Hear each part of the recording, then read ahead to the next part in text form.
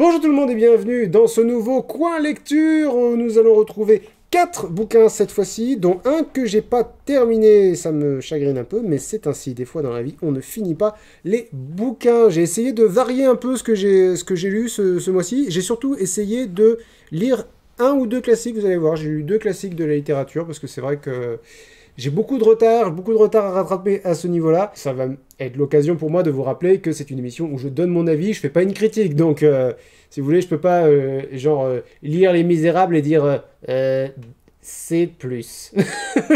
Voilà, c'est.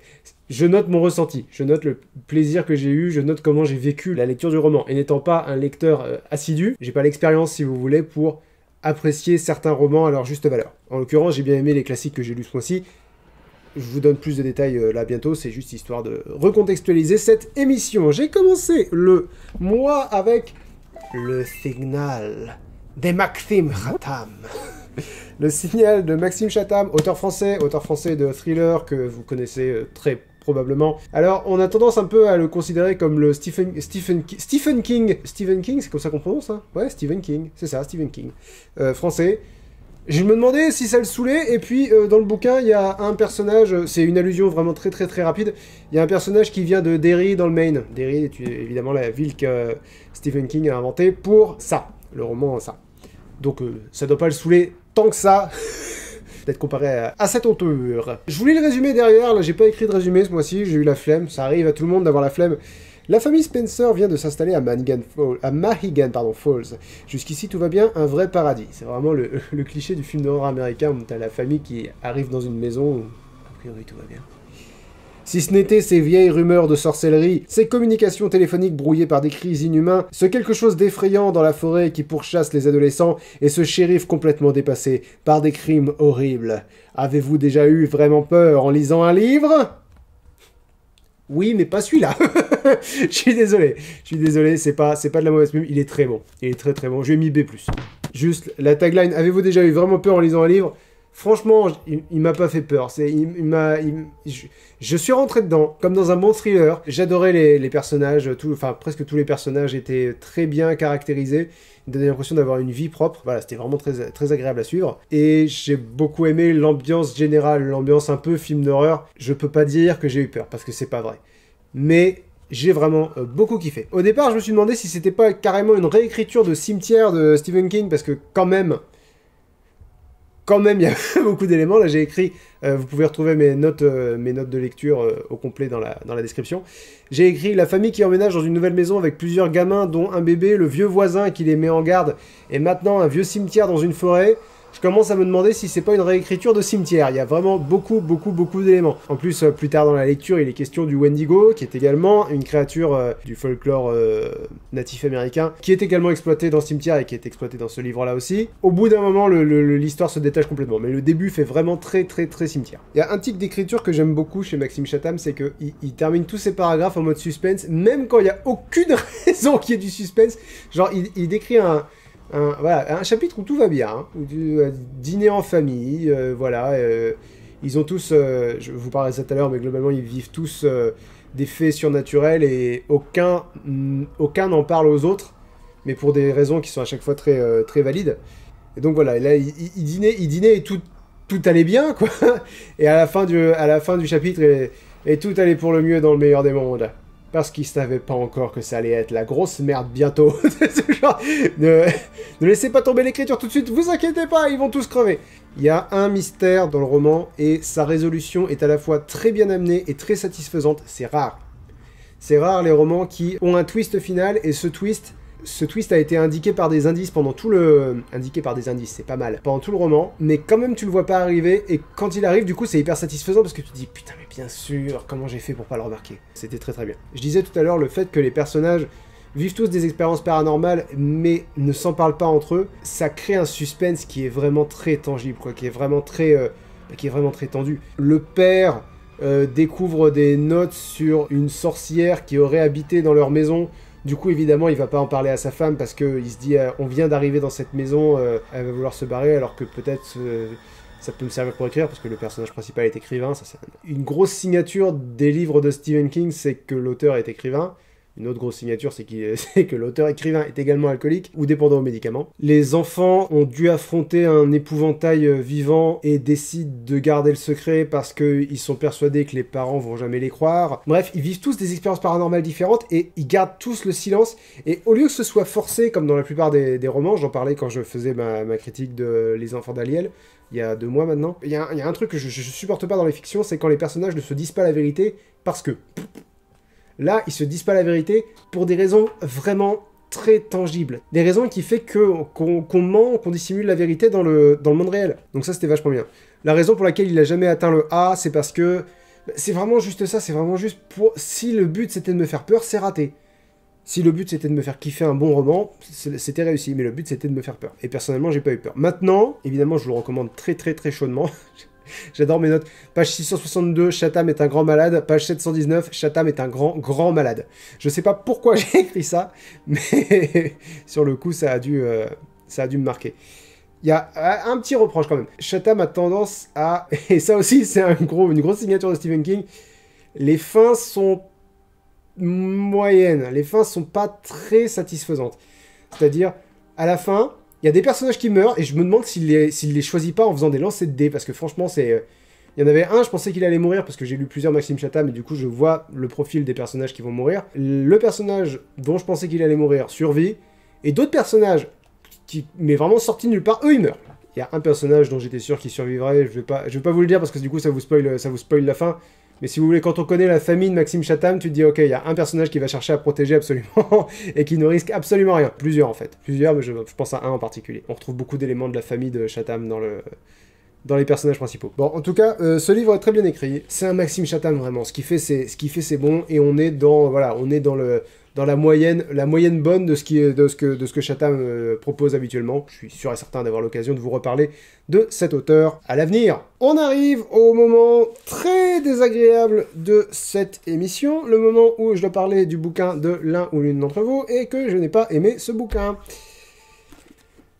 Les enfants de Gaïa de... Alors, J. Wintert, je ne sais pas comment se prononce ton nom, je suis désolé, ça s'écrit J-W-I-N-T-E-R-T et le J et le W sont majuscules. Il y aurait un point, ce serait évident, mais...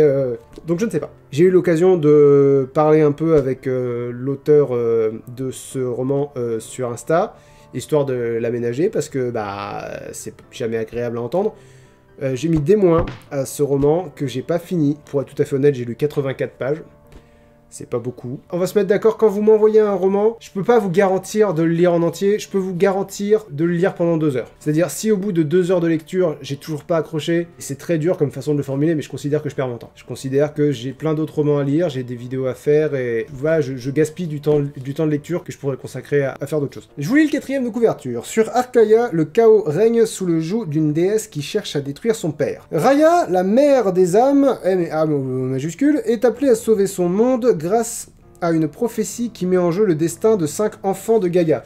Ces derniers sont voués à connaître un sort funeste, pantin des dieux ou clé d'une paix attendue depuis des générations, nul ne saurait deviner le dénouement de ce conflit à venir, pas même le créateur avec un C majuscule lui-même. D'entrée de jeu, il y a des clichés d'écriture que c'est plus sain d'éviter quand t'es un jeune auteur, quand t'as pas encore tes marques. Des excellentes sagas peuvent avoir des trucs genre une prophétie. Une prophétie dans Harry Potter, c'est pas gênant. Une prophétie dans Star Wars, c'est pas gênant.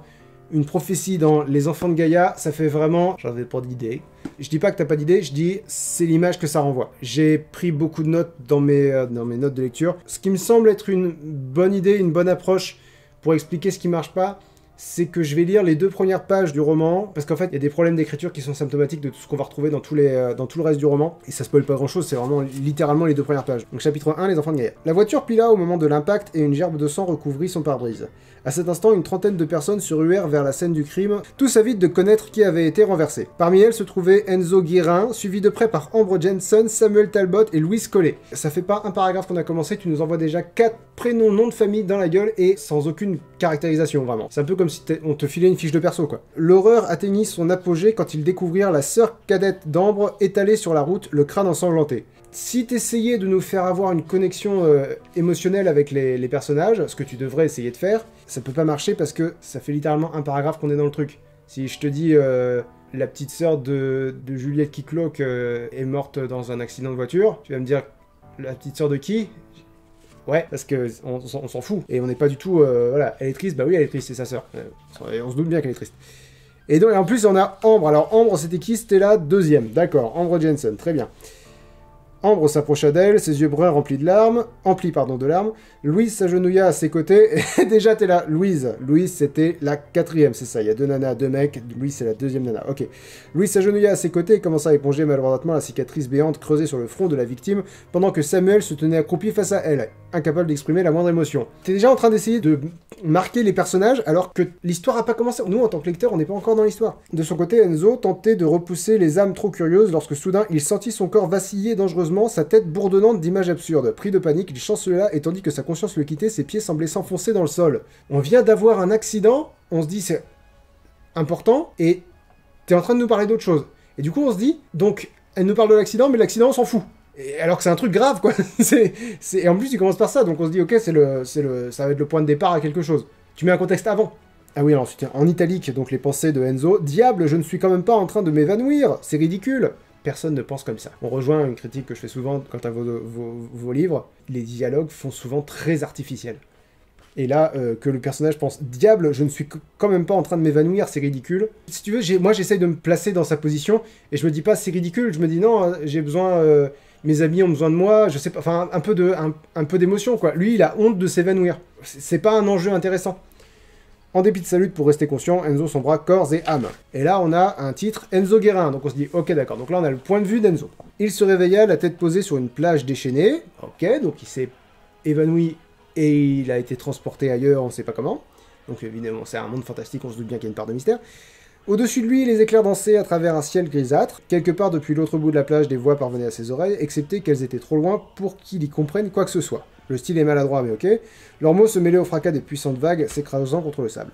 Le jeune homme se redressa instantanément, irrité de constater que ses habits n'avaient pas été épargnés par le climat torrentiel. Sa chemise blanche était constellée de taches, son jean déchiré à plusieurs endroits, et ses baskets gonflées d'eau sale avaient quelque peu rétréci. On s'en fout. Je suis désolé, hein. Je suis désolé. Le mec vient de tomber dans les pommes, se réveille sur une plage, et enfin, tu nous parles de ses fringues. Je vois pas comment formuler ça de façon plus douce, parce que c'est vraiment... c'est incroyable le décalage qu'il y a entre... Il y a eu un accident, tu penses que c'est important, et il tombe dans les pommes, il se réveille ailleurs. Ok, donc c'est ça qui est important. Mais ses fringues sont dégueulasses. Et ensuite, en italique, il y a sa pensée. Et voilà, 100 balles jetées à la poubelle, mes parents vont me tuer quand ils la prendront, songea-t-il en grimaçant. Je vais m'arrêter là. À partir de là, je t'avoue, j'ai compris que j'allais pas trouver ce que je cherchais dans ce livre. Et c'était la deuxième page. C'était la deuxième page. C'est exactement le souci que j'ai trouvé à un livre sur lequel j'ai donné mon avis plus tôt dans les coins lecture. Rien n'a d'impact, rien n'a d'importance, rien n'a de prise. Et c'est beaucoup plus dommageable quand il se passe des trucs graves. Et comme c'est de la dark fantasy, il se passe des trucs graves absolument partout. Là j'ai noté page 13, tout va beaucoup trop vite et je sais déjà que je vais passer un mauvais moment à lire le livre et que je ne le finirai pas. En 5 pages, il y a eu un accident de voiture, un village détruit par une pluie de galets enflammés, les noms de 4 personnes alors qu'on n'en a revu qu'une seule d'entre elles, des démons qui arrivent pour tuer et violer des gens, un forgeron qui donne une arme au personnage principal qui a ruiné sa chemise donc, le personnage féminin accidenté, donc la petite sœur, est vivante et elle a une force surhumaine, les démons ont rebroussé chemin, le héros va chercher les informations en 5 pages. Et je vais continuer de me lire, j'ai rien vécu émotionnellement, c'est comme si on m'avait fait un mauvais résumé de l'histoire. Pour que ça soit marquant, pour que ça soit... pour que le lecteur soit investi, quoi, tout simplement. Il faut construire des personnages, il faut construire une émotion, il faut construire un attachement. D'après moi, tu négliges totalement cet aspect de la narration, qui est un aspect fondamental, puisque sans ça, ton histoire ne peut aller nulle part. Maintenant, j'ai été voir sur Amazon, les critiques sont globalement positives, donc c'est peut-être que moi. C'est très possible. Donc je vous redonne la référence, Les Enfants de Gaïa de J. Wintert. Si vous avez l'impression que le style pourrait vous plaire, n'hésitez pas à vous le procurer, n'hésitez pas à vous renseigner. Passez dans le coin lecture, ça vous fait de la pub, même si c'est pas spécialement de la bonne pub.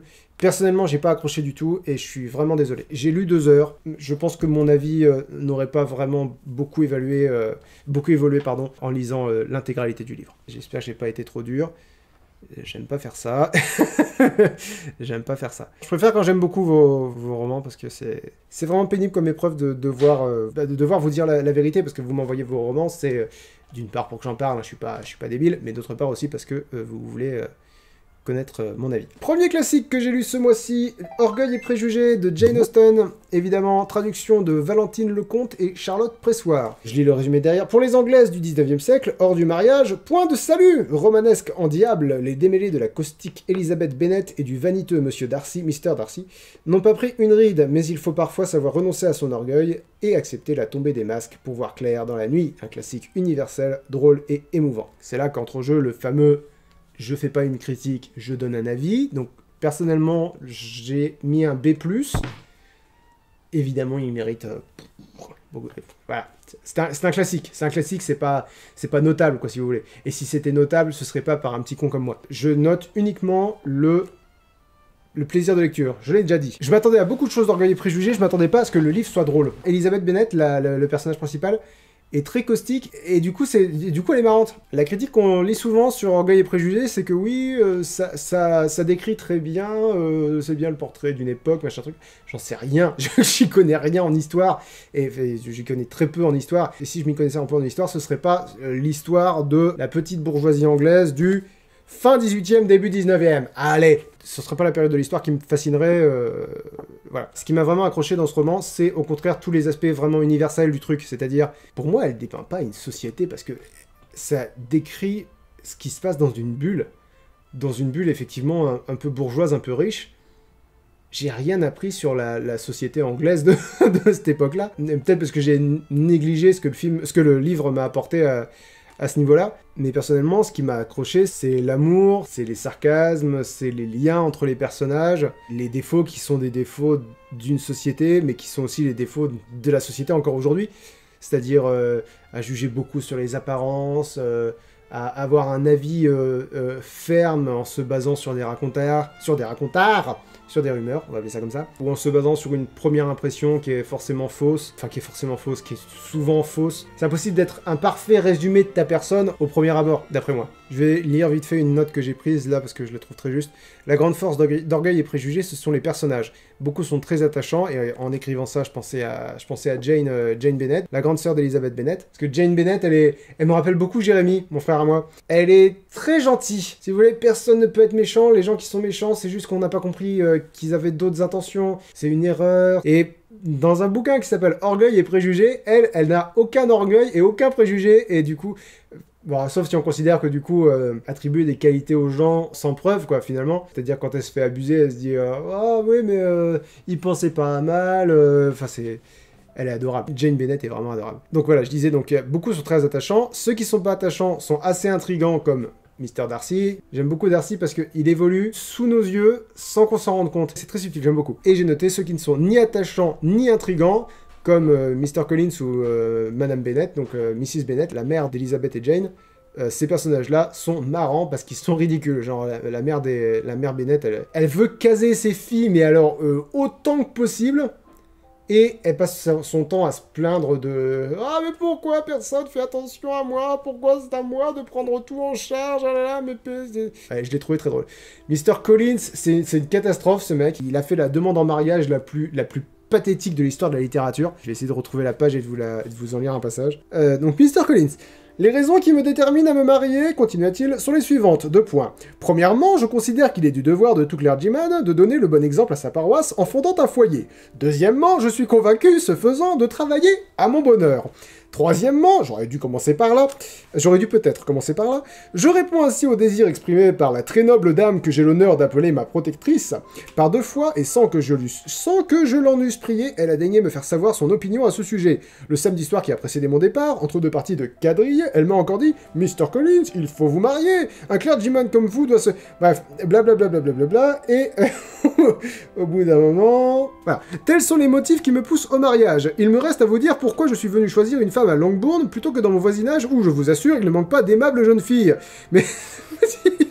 il est nul à chier. Mais devant hériter de ce domaine, donc le domaine de Longbourn, à la mort de votre honorable père, qui, je l'espère, ne se produira pas d'ici de longues années, je ne pourrais être complètement satisfait si je ne choisissais une de ces filles afin de diminuer autant que possible le tort que je leur causerai lorsqu'arrivera le douloureux événement. Dieu veuille que ça soit le plus tard possible. Il parle de la mort de son père. Ces raisons, ma chère cousine, ne me feront pas, je l'espère, baisser dans votre estime. Et maintenant, il ne me reste plus qu'à vous exprimer, en termes ardents, toute la force de mes sentiments.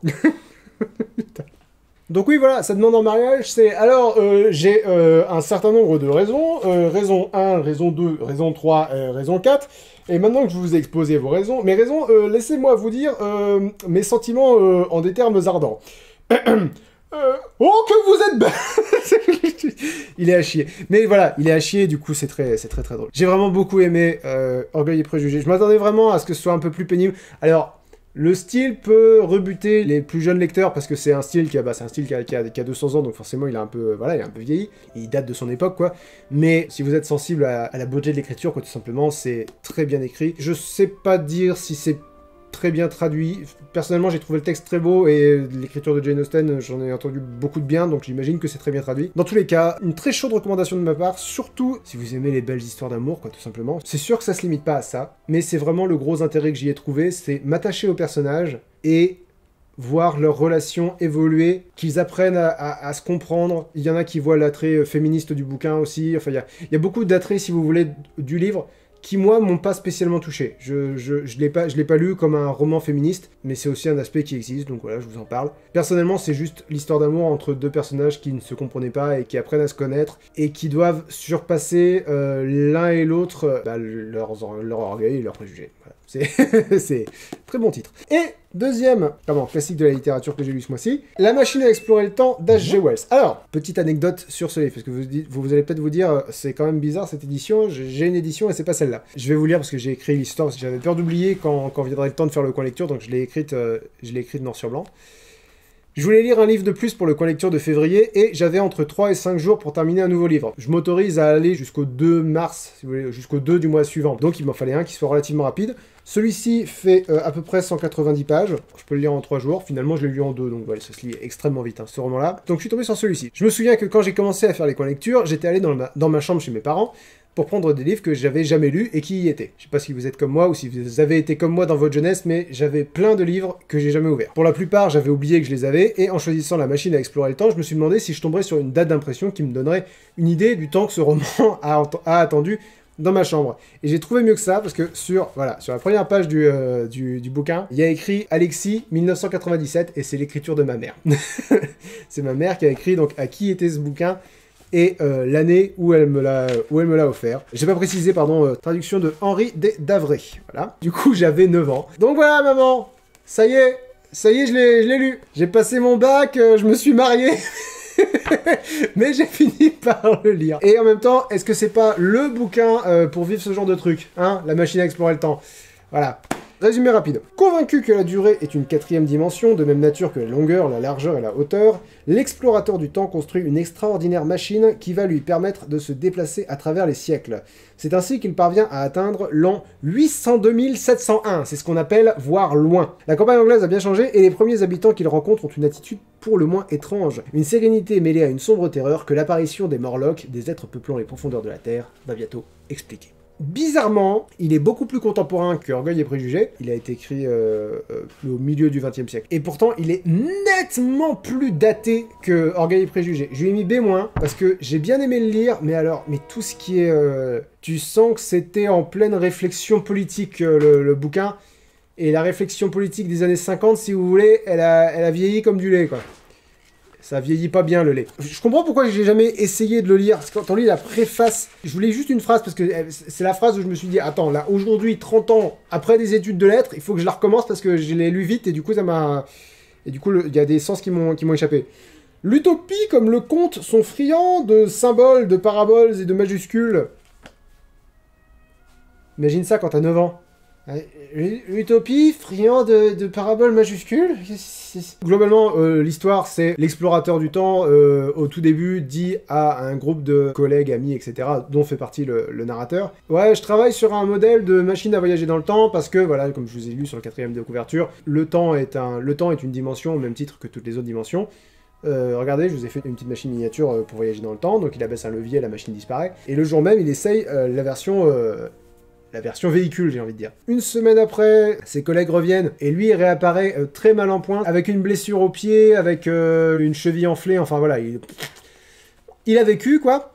Et il leur raconte qu'il a été voyagé en l'an 801 702, non 802 701. Il a rencontré l'humanité divisée en deux, le peuple des Eloïs qui vivent à la surface.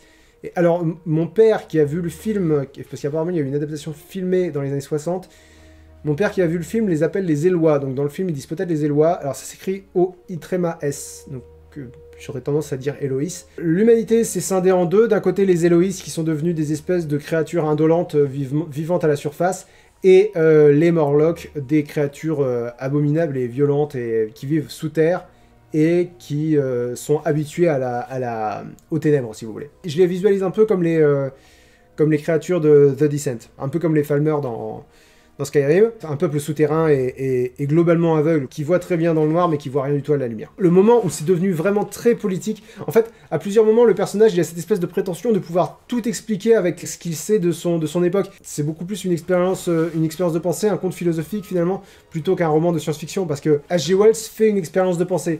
Il se dit, à quoi pourra ressembler l'humanité plus tard si on continue, j'allais dire dans nos chamailleries, ça diminue un peu l'ampleur de ce que c'est vraiment. Si on continue dans cette voie-là, voilà ce que l'humanité dans plusieurs centaines de milliers d'années pourra ressembler. C'est-à-dire que l'humanité de la surface est devenue du bétail pour l'humanité souterraine. Si vous voulez, il y a toute la notion de capitalisme, de communisme, des exploitants, des exploités. Même si ce sont des problématiques qui existent encore aujourd'hui, et je ne le nie absolument pas, c'était beaucoup plus prégnant dans les années 50 où le communisme commençait à être, j'allais dire à la mode, on s'est compris quoi, c'était la première grosse vague de communisme dans le monde. Je m'y connais pas beaucoup en sciences politiques. On va mettre ça au point très très vite, il est très possible que je dise d'énormes conneries, c'est l'image que je m'en fais. L'image que je m'en fais, c'est années 50, le communisme commence à avoir vraiment ses lettres de noblesse dans le paysage politique. Lettres de noblesse que, me semble-t-il, il a fini par perdre. C'est ma vision du contexte politique du truc, qui est très certainement vraiment très stéréotypé, donc j'espère que je dis pas de grosses énormités. Donc voilà, le premier passage où il a clairement parlé politique et que ça m'a vraiment fait rire, mais vraiment rire quoi, en lisant le bouquin, c'est pas souvent. Page 67, vous me dites si c'est bien que je vous lise des passages, parce que j'ai l'impression que c'est plus vivant, vous me dites ce que vous en pensez. C'est l'explorateur du temps, donc qui raconte son voyage. D'une terrasse, où je me reposais un instant, je regardais dans toutes les directions, à une soudaine pensée qui m'était venue et je n'aperçus nulle part de petites habitations. Il se reposait à une soudaine pensée, d'accord, ça y est, joli. Apparemment, la maison familiale et peut-être la famille n'existaient plus. Ici et là, dans la verdure, s'élevaient des sortes de palais, mais la maison isolée et le cottage, qui donne une physionomie si caractéristique au paysage anglais, avaient disparu. C'est le communisme, me dis-je. Sur le coup, j'ai interprété ça comme « c'est la fin du monde ». C'est le communisme. Alors qu'en fait, ce qu'il dit, c'est que voilà, toutes les richesses ont été distribuées de façon égale, et du coup, c'est le communisme. C'est l'idéal du communisme, si vous voulez. Mais du coup, ça pose une grosse date sur le roman. Ça tient plus du conte dans le sens où il y a vraiment de grosses, j'allais dire de grosses invraisemblances sur le fait que, par exemple, le personnage arrive à court d'allumettes et il atterrit dans un musée. C'est bien pratique qu'il tombe sur un musée parce que du coup... des trucs qui me rappellent mon époque, c'est chouette. Oui, bah oui. Et dans un musée, il tombe sur une boîte d'allumettes. Alors, je ne sais pas comment vieillissent les allumettes, mais j'ai tendance à penser qu'après plusieurs centaines de milliers d'années, c'est de la poussière, quoi, les allumettes. J'aimais des réserves. Mais comme on est plus dans le conte que dans le roman d'anticipation, ça me pose pas de problème. Ça m'a sorti un peu du roman, je me suis dit, allez, d'accord. Tu tombes sur des allumettes parce que t'as besoin de rentrer à ton époque, parce qu'il faut bien que le roman se finisse. Mais sinon, le style est un peu empoulé, et puis je vous ai dit, il y a cette... c'est difficile à décrire. Cette espèce de prétention de l'homme qui s'y connaît, du scientifique qui juge tout avec... Ouais, mais bien sûr, c'est ça. Ouais, ça je sais, ça. Sans compter, évidemment, quelques passages extrêmement malaisants, mais liés à l'époque, genre, quand il explique qu'il avait du mal à parler avec les Eloïs, parce que, contrairement à la planète des singes, là, c'est bien fait, la barrière de la langue est un réel obstacle. Mais ouais, non, vraiment, le gros souci que j'ai, c'est vraiment que j'avais aucune empathie avec le narrateur. Il a toujours une approche très didactique, très péremptoire de... tout ce qu'il voit, c'est très daté, et du coup, c'est un peu arriéré, quoi, comme façon de penser. Il y a la place de la femme, il y a la place de l'ouvrier, il y a le capital, il y a le... Voilà. Et tu te dis, ouais, c'était une façon de voir le monde, qui existe encore en partie aujourd'hui, mais si on va 800 000 ans dans l'avenir, c'est non, quoi. non. Donc c'est bien, et puis franchement ça se lit vite. Il m'a fallu 2 heures pour le lire. Ça importe un peu de réflexion, faut pas non plus tout jeter. C'est pas parce que ces réflexions sont basées sur un contexte politique extrêmement précis et extrêmement ancré dans le temps qu'il n'y a pas des bases de réflexion à avoir. Voilà, et puis c'est un classique de la littérature de toute façon. En résumé, le résumé du mois, oui toujours. Le Signal de Maxime Chatham, je vous le conseille, je vous le suggère, c'est un thriller et il est assez bon. Les Enfants de Gaïa de J. Winter. Écoutez, si vous avez envie de vous faire un avis, faites-le vous. Voilà. Comme je vous dis, les critiques sur Amazon sont relativement positives, donc c'est peut-être moi, hein. C'est peut-être juste mon goût personnel, c'est possible. Orgueil et Préjugés, si jamais vous vous êtes dit, c'est un vieux bouquin, je vais probablement me faire chier. Essayez de lui laisser une chance, je l'ai fait, je regarde pas une seconde. Le style peut être un obstacle, mais franchement, c'est tellement beau. C'est de belles phrases, c'est subtil, c'est très agréable à lire. Donc je vous le suggère. Et La Machine à explorer le temps, même si le propos est daté, l'expérience de pensée reste intéressante et les descriptions sont vachement sympas. Il y a de l'aventure, il y a de l'action, donc ça reste, voilà, ça reste vivant et ça se lit globalement facilement. Merci à tous de m'avoir suivi pour ce coin lecture de février si vous considérez le mois pendant lequel j'ai lu les livres et de mars si vous considérez le mois pendant lequel sort la vidéo. On se donne rendez-vous très bientôt, je ne sais pas pourquoi mais en tout cas on se donne rendez-vous bientôt. N'oubliez pas de mettre un pouce bleu, ça aide Linksoft et c'est toujours sympa d'aider Linksoft. De mettre un commentaire pour me dire ce que vous avez pensé des romans que j'ai lus ou si vous voulez réagir pour autre chose, je ne sais pas. Si vous voulez me suggérer des livres, vous pouvez mais généralement c'est un peu... J'ai beaucoup de livres à lire si vous voulez donc il faut difficilement prendre en compte vos recommandations. Maintenant si j'ai des livres qui reviennent très régulièrement, je vais fatalement finir par les ajouter sur ma pile à lire. Donc voilà, le pouce bleu, le commentaire, abonnez-vous à Linksoft pour ne pas rater le prochain coin lecture. Si vous êtes abonné, n'oubliez pas d'activer les notifications. Bonne fin de journée à vous, voilà, bonne lecture. Et suivez-moi sur Instagram pour savoir quels seront les livres du prochain coin lecture. Bye bye.